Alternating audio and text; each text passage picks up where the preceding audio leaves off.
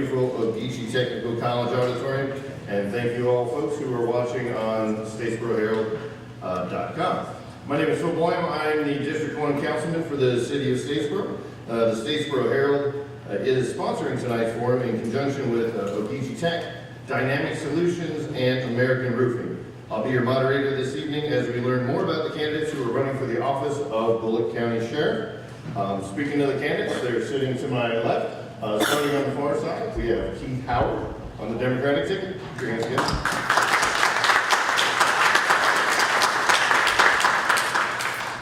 And Noel Brown on the Republican ticket.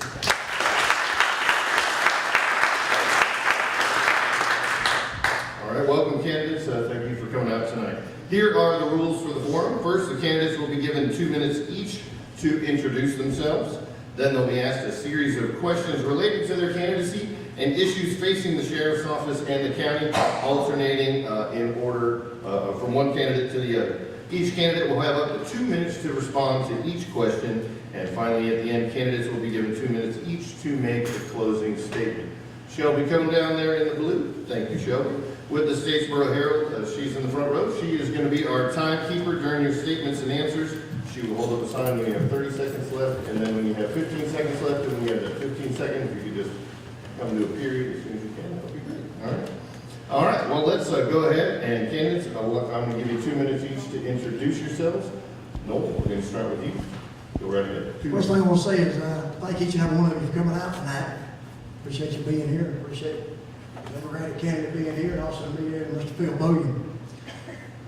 Again, I'm your candidate, Noel Brown, Sheriff in Bullitt County. The way that happened is each one of you cast your vote back in the primary earlier this year and selected me as your Republican candidate for sheriff. I couldn't have done it without you. It was the work of a lot of hard men and women. They work day in and day out, and I do appreciate that. I'm going to stray a minute to say that same work I got to see late Friday night and into the night, Saturday night, during Hurricane Matthew. There were some people that worked early Friday morning and did not get off until late Saturday afternoon, an hour or two rest, back out again. But not only the sheriff's office, you have Statesboro PD, Georgia Southern University, there's Georgia State Patrol, DOT, and a lot of linemen, power people, not only locally in the state of Georgia, but all the way as far as I think California. I know I saw some from Texas, Mississippi, Louisiana, and that meant a lot. Everybody come together, left their own homes to come out and protect the citizens of Bullitt County.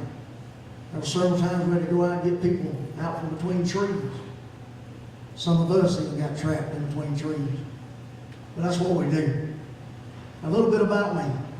Born and raised up in Portal, Georgia. Graduated from Portal High School. After graduating high school, I entered the United States Air Force. Spent 4 years there. 2 of which was overseas. 6 months in the desert, northern Saudi Arabia and southern Iraq. I returned back home after an honorary discharge to Georgia, where I completed my sheriff's training, police academy training, Started at Georgia Southern, and now I'm president at Bullitt County Sheriff's Office as a sergeant over several awards. Thank you. All right. Keith, you want 2 minutes for your introduction. Keith Howard, like Mr. Phil said, I'm a Democrat candidate for sheriff.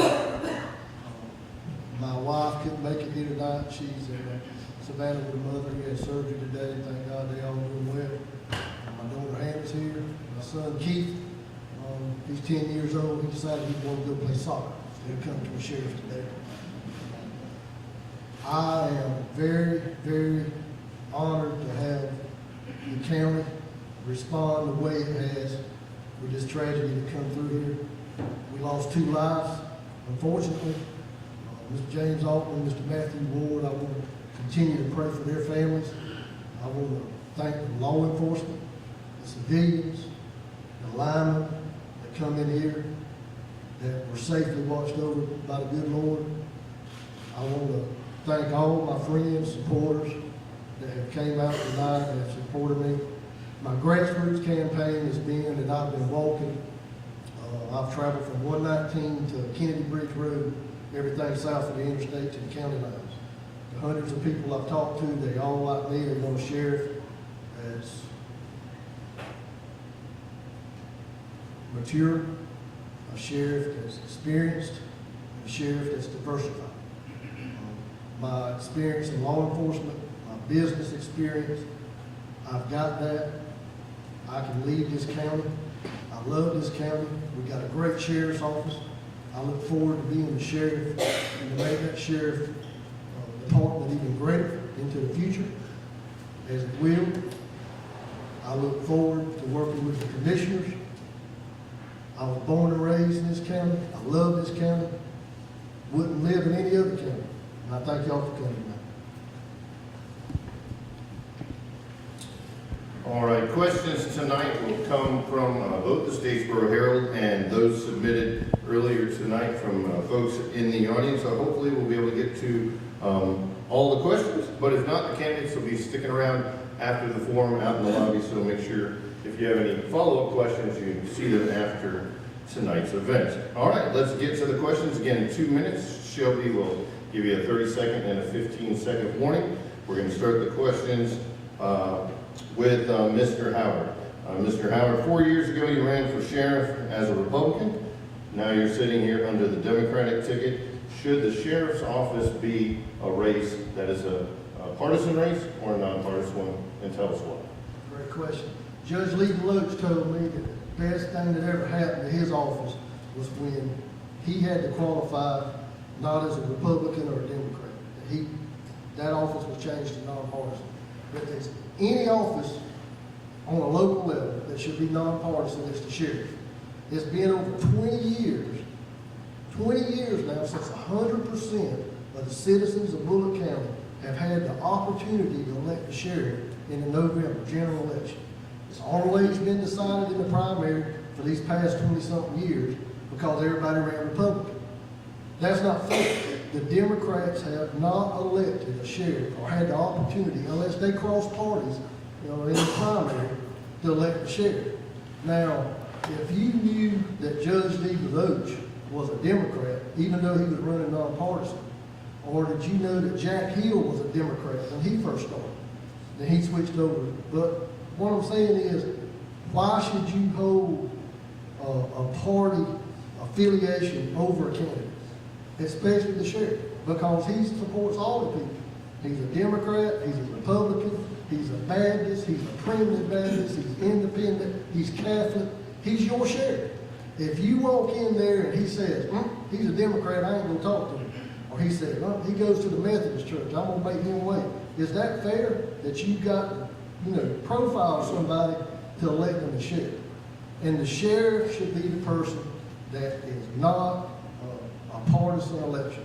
I agree with that 100%. The Sheriff's Association has tried to change that, but the legislators have shut it down for some reason. I'm not a politician, I'm a candidate. So I thank you for that. Noel, same question to you. Should the sheriff's race be partisan, nonpartisan, and tell us why? First and foremost, the sheriff's job is to enforce the law. He's not a politician. They make laws. The sheriff enforces laws. I do not feel like it should be a nonpartisan and nonpartisan. The reason being is, you got to be a sheriff for all people. And I've said that from the very beginning of my campaign, starting back in February. I've lived my whole life serving people. I love people. I love this county. I'm not singling one person out over another. Each one of y'all in here, no matter how small your problem, or how big your problem, is important to me. That's why I said from the very beginning that I'd have an open door policy where I'd be at the front of the building and not the back. I want to be that first face you see when you come in there. I want to hear you. Might not always be the answer you want to hear, but I'm going to answer you and I'm going to help you. But it does need to be nonpartisan. I am a law enforcement officer, not a politician. Let's make that very clear. Love each and every one of you. I think that completes that question. All right, before we we get to the second question, I just wanted to remind folks, hasn't happened yet, but might as well jump on it quick. Turn off your phones, turn them on silent if you haven't done so already, and no flash photos during the debates. All right, this question is for you, Noel. How quickly do you think realistically you could hire enough deputies to staff up to the budget by Bullock County? If the sheriff office were fully staffed or close to fully staffed, how much do you feel that that would reduce overtime? Well, I'm thinking that if we get it situated, again, it's a concept, I've spoken many times about it, something we'd have to look into, and working closely with the county commissioner, the chairman, and also county manager, that, again, a concept, that your lower paid deputies would make hourly wage. And your question was how to build it back up. Right now, we're probably overall a round number about 15 short. Now, that's over several different divisions. A lot of people gave me kind of a look, and we are 15 short right now. It's going to take a while. It's going to be a process. But I believe if I can draw out and show what I'm trying to say to the county commission, they'll definitely understand what I'm getting at about captains and above and lieutenants below being on hourly wage with overtime. Again, you can still hire those people we're talking about, fill the slots that are now not filled, and be okay when you've got people at a higher pay rate and on a salary in a concept that would be going home with possibility of comp time. Yes, possibility is it's a concept, something I definitely want to present and try to explain to the county commission. Thank you. Mr. Howard, how quickly do you realistically think you can hire enough deputies to fill the staffing as budgeted by the Bullock County Commissioners? If the sheriff's office were fully staffed, or at least close to fully staffed, how much would that reduce overtime? This is the overtime stats. It's mind-boggling. You can go up to the commissioner's office and you can get a copy of this just like I did. It's not no secrets for us. You got captains out there that are making $30,000 overtime and 20 overtime. You got secretaries out there that's making $19,000, $20,000 overtime. Why? It's not a simple fix. It's something that's been mushrooming and it's continuously going. I can't answer why it hasn't been fixed. I ain't sheriff. But when I get to be the sheriff, I'm going to solve this overtime problem over time. The first question is retention. When you start taking away overtime from these deputies that's been accustomed to it, that may have a lifestyle that's living off this overtime pay, you go hurt some feelings. You go lose some people. So you've got to look at it. Base salary, bringing it up to compensate for losing the overtime. You can't hire people and keep overtime. You go lose one of the two, or some of it, overtime. You won't never lose all of it. 2002 survey showed that the sheriff's office needed 7 more sworn deputies. I think they've gotten 2. The county's growing. Commissioners, Downtown Development Authority, everybody wants more development. Development brings people, development brings traffic, development makes headaches for the road department, the sheriff's department, whatever. But you got to work with the deputies first. You can't lose them and get this overtime started with them and look at each individual department and work it that way. You can't work it all with one thing and see which department needs the most overtime. All right, just want to, next question is going to be for you, Keith. And do want to remind folks that early voting starts on Monday. Just keep that in mind as you're listening. Mr. Howard, do you believe computer technology has a place in the deputies' cars? And are you satisfied with how technology is being used in vehicles? I've had the opportunity to look at the computers that's in these cars because at the primary, there were some issues brought up that the computers were incapable of operating at this year. So, computers, when I left law enforcement some 10 years ago, were at the station, they weren't in the car. We had video cameras and that was about it. So I'm not accustomed to a computer in a car. It looks to me like it could be a distraction with the pad up there. I'm sure there's ways to do that different. But tools of the trade nowadays, you cannot bypass it. If there's a way better than that laptop in the car, I'd surely entertain it. Money. Where you gonna get the money to change that? They just invested astronomical amount of money in upgrading those computers. Some say they work fine, some say they don't work fine. Some want them, some don't want them. Same way with body cameras, same way with car cameras. You got to have the technology nowadays to survive. You got to have the tools to survive, whatever they are. You got to keep up with the times. I think that the computers that there are good. I talked with Interim Chief Bryan about what they use. I've seen their stuff. Their officers have got something where they can be tracked. I know there's some GPS questions about for the officers. So anyway, I'll entertain anything that's financially feasible if it's to better for the department, to better for the employees. Because you got to look after the employees because they're going to look after y'all. All right, Mr. Brown, to respond to the same question, do you believe computer technology has a place in the cars? And are you satisfied with how it is functioning in the vehicles currently? Definitely, it has a place in law enforcement. We have to have to get our job done. We have to get our reports done and also good for locating, also locating addresses. We have road maps in there. You also have the internet, but you can look up stuff as far as addresses also. A lot of people don't agree with Facebook, where you're supposed to be on it for certain things. Law enforcement investigations, yes, you can. That helps out. They even send messages from dispatch to the computer. What I've looked at instead of the computer is to try to see if we could go to an iPad or a smartphone. It seems like it might be a little bit better that to leave the vehicle with our deputies in case they have to get out, instead of having running back into the vehicle and leaning over to tie.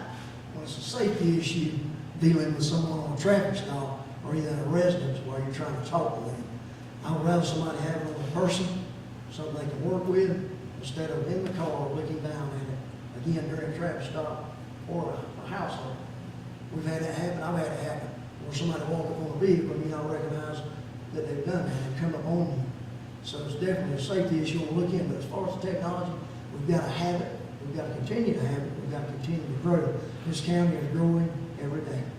And computer and social media and stuff is definitely something we have to keep up with. Technology is very important in this job. But again, I'm looking at iPads and also smartphones. So where a deputy can leave the vehicle with them. I just feel like the biggest thing and the thing that I want to do as sheriff is to training and safety. And safety is very paramount with me and my deputies. Like I say many times, that's one thing I look back on the Collector County Commission with, is training and safety. So basically, it's a safety issue. You gotta have it. Definitely want to change it up to where it can become where you can carry it away from the car. Thank you. All right, Mr. Brown, next question is for you. More technology-related question. What importance would you place on budgeting funds to purchase body cameras for all law enforcement personnel? Do you think that would help make the department more transparent with its citizens? That's gonna have to happen. Reason being is we have people approach time making complaints. It's very easy if you retrieve the camera data and have a look at it. There it is. There's a complaint made, it's falsely made, we'll handle it that way. There's a complaint made and it's truthful, and we'll handle that also. But it's a great tool. Number one, it goes back to safety of the officer. So many people's asked me, again, over this campaign, you keep mentioning body cam, you keep mentioning iPads and smartphones. It's just something that's got to come about. It's something we got to have. And many times you'll keep hearing me say it, officer safety. It's one of the fairest tools in the world because it does away with a lot of the complaint process. Because all you got to do is hit play. And it plays back what the event unfolded and how it took place. How simple can you get? One of the greatest tools ever. Thank you. All right, Mr. Howard, your chance to respond. What importance would you place on budgeting funds to purchase body cameras for all law enforcement personnel. Do you think that would help make the department more transparent with its citizens? Yes. I was stationed in Atlanta on state patrol, and Atlanta always got everything first. That's where headquarters was. We was guinea pigs, but we got cameras. Benji Hodges had one when he was down here by 95 working there. So the video camera started it. People hated it, just like the computers. But once they saw what a resource and a good tool it was, they were more receptive to it, such as I. Body cameras, no brainer. It's a tool, officer safety, transparency, however you want to look at it. It's got to come. The funding's got to be fine, whether it's through grants or whether it's through SPLOST or whatever. You got to get it. There's funds out there at the sheriff's office that have been used in the past for upgrading computers through the inmate fund and through the food program out there. You can take that money and utilize it for tools such as that. The PD is going into this transition. They've got them over. They're coming in. We'll see how they work. If it's a good company that they're using. House bill was introduced by Hitchens, used to be a colonel with State Patrol, the senator now, to make recording that and keeping that easier and files. No brainer, got to have it, go have to find the money somehow, work our way into it. All right. Excuse me, Keith, this next one is for you. Are you satisfied the Sheriff's Office provides enough training for its staff on the latest law enforcement techniques, building relationships in the community, and how to handle potentially dangerous or deadly situations? Training is done by Todd Mashman. What he can't handle is farm out either Forsyth, Tifton, Garden City. Training is mandatory. You got to keep up with the times. Post is going to require certain training hours, and you got to adhere to it. Todd's doing a good job, as far as I know, of keeping them trained. Firearms retention, firearms training is good. Community relations, you can always improve with community relations. You've got to be transparent. You've got to get out and be seen. You've got to set up town hall meetings. There's local fire departments. You can go around and invite the community to come. We need to get up a community panel. This advisory panel, whatever you want to call it, makes us more transparent. We can meet with them every quarter from different citizens throughout the county, throughout the city, and let them know what's going on. They can go back to their churches, civic organizations, let them know. We'd be glad to go and talk to churches, civic organizations, and keep them abreast of the times. It's all something that's got to be kept up. All right, Mr. Brown, same question. Are you satisfied that the Sheriff's Office provides enough training for its staff on the latest law enforcement techniques, building relationships in the community, and how to handle potentially dangerous or deadly situations? Training is paramount, and also, it's never ending. You need to always be working on your training. Tom Mashman does a fine job of that, along with Jim Reeves, Ben Lionheart, and Marcus Neesmith. I think we have Brian Neesmith's also a training instructor.